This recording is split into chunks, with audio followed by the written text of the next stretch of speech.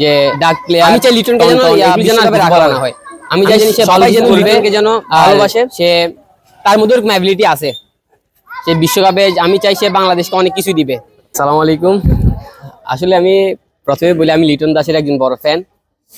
ওর বিগত অনেকদিন ধরে ওর অফারের মধ্যে আছে, তবে আমি জানি না কেন সবাই ওকে নিয়ে এতটা বাজেভাবে মন্তব্য করতেছে। যেন আজকে মাঠের মধ্যে দেখতেছিলাম যে ওকে নিয়ে ভুয়া ভুয়া একটা স্লোগান দেওয়া হচ্ছে, তারপর তার নামকে বঙ্গ করে অনেক কিছু বলা হচ্ছে। তাদের হয়তো বোঝা দরকার যে সে একজন বাংলাদেশের ক্রিকেটার, সে বাংলাদেশকে অনেক কিছু দিছে এক সময়, হয়তো আজকে তার একটা খারাপ সময় যাচ্ছে। আমাদের উচিত যে তাকে একটু তার পাশে দাঁড়ানো, যে তাকে সাপোর্ট দেওয়া, যে লিটন পারবে। যে সবাই বলতেছে যে সে এমনি বলতেছে যে লিটন দাসকে বাদ দেওয়া হোক, লিটন দাসের জায়গায় বিজয়কে আনা হোক। আপনি হুট করে এখন একটা প্লেয়ারকে যদি এখন জাতীয় টিমে ঢুকান, আপনি কি বলতে পারবেন সে আপনি জাতীয় দলে সে একটা ভালো কিছু করবে? আপনি এরকম কোনো গ্যারান্টি দিতে পারবেন না। তো আমি চাই যে সবাই এই জিনিসটা বন্ধ করে দেখ, যে লিটনকে নিয়ে খারাপ কথা বলা বন্ধ করে দেখ। আমি চাই সবাই যেন ওকে সাপোর্ট দেখ, কারণ সে একজন প্লেয়ার হিসেবে এটা কিন্তু ডিজার্ভ করা আমাদের থেকে। সে যদি এখানে কিন্তু শুধু বাংলাদেশের খেলা হচ্ছে এমন কোনো কথা না, সেখানে কিন্তু জিম্বাবুয়ের মতো একটা টিম খেলতেছে। তো জিম্বাবুয়ের টিমের সামনে আমরা আমাদের নিজের প্লেয়ারকে যে আমরা একটা খারাপ ভাষায় একটা কথা বলতেছি, আমি চাই যেন লিটনকে এই ইয়াটা যেন আর না করা হয়, যে ডাক প্লেয়ার টন এগুলি যেন আর কিছু বলা না হয়। আমি চাই সবাই যেন লিটনকে যেন ভালোবাসে।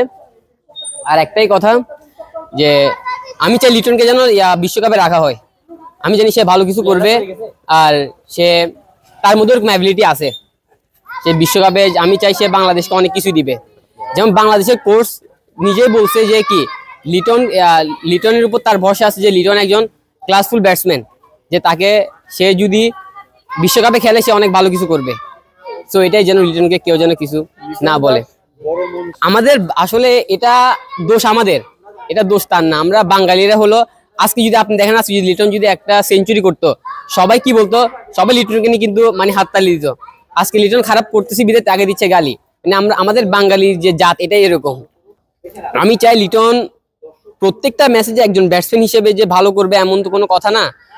আমি চাই সে যেন ম্যাচ জয় ইনিংস গুলো খেলে আসবে, তার মধ্যে এরকম অ্যাবিলিটি আছে। আমরা এটা আরো অনেক আগে দেখেছি, ইন্ডিয়ার সাথে দেখেছি। সে বাহিরের বাহিরের বাহিরের বিভিন্ন প্লেয়ারদের সাথে ভালো ভালো টিমের সাথে সে ভালো ভালো অনেক তার ইনিংস আছে।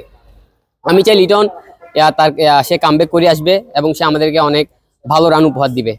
এটা যদি বিসিবি যদি এটা করে, যদি দর্শকের কথাই যদি বিসিবি যদি লিটনকে যদি বাদ দেয়, তাহলে আমি মনে করব সে একটা বোকামি কাজ করবে। কারণ দর্শক হলো সে স্টেডিয়ামের বাহিরে, সে কি করে লিটন তো স্টেডিয়ামে কি করতেছে না করতেছে সেটা একমাত্র কোচ এবং বিসিবির কর্মকর্তারা ভালো জানবে। আমরা দর্শকরা হলো হঠাৎ খেলা দেখতে আসি, এটা নিয়ে ওই ম্যাচে কে কি করছে না করছে ওইটা নিয়ে আমরা তাকে নিয়ে সমালোচনা করা শুরু করি। সবাই আমি একটা জিনিস দেখতেছি যে যেটা সত্যি কথা বলতে, ম্যাচ জিতছে ভালো কথা, সিরিজ জিতছি, তবে এই ব্যাটিংটা টি-20তে কিন্তু মানানসই না আমার মতে। তবে আমরা চাই ব্যাটসম্যানরা যারা টপ অর্ডার তারা খুব দ্রুত উইকেট দিয়ে চলে আসতেছে। আমি চাই ওরা যেন একটা যেন প্রথম থেকে যেন একটু মারকুট ইনিংস গুলো খেলে। সাপোর্ট করতে না পারেন তাহলে ওর থেকে তো অবশ্যই খারাপ লাগবে, যে হ্যাঁ আমি যে দেশের জন্য খেলতেছি সে দেশে আমাকে সাপোর্ট করে না। দর্শকরা যদি সাপোর্ট দেয় তাহলে অবশ্যই আপনি দেখেন যে লিটন কামব্যাক করবে। দর্শকরা আসলে যদি একটা প্লেয়ারকে যদি এরকম খারাপ ভাষায় কথা বলে তাহলে আর কিছু করার নাই। জানি না এগুলো লিটন দাসের পর্যন্ত কি যাবে কিনা। আসলে পাড়ার ক্রিকেটে তো একটা জিনিস দেখেন, সবাই যে আমার ফ্রেন্ড আছে সাজিদ, আমরা সবাই মানে আমি ব্যাটিং এ নামলে সবাই বলে যে লিটন দাস করে মানে আমাকে স্লোগান দেয়, এটা কিন্তু আমার অনেক ভালো লাগে। তবে আরেকটা জিনিস হলো যাই, আমার প্রত্যেকটা জার্সির পিছনে একটাই নাম্বার থাকে, সেটা আপনার ফুটবলের হোক আর ক্রিকেটের জার্সি হোক যেটাই হোক, আমার প্রত্যেকটা জার্সির পিছনে 16 নাম্বারই থাকে। লিটন দাস যদি কোনোদিন যদি তার সাথে আমার দেখা করা যদি কোনোদিন হয় সৌভাগ্য হয়, আমি চাই সেই জন্য আমাকে একটা ব্যাট উপহার দেয়।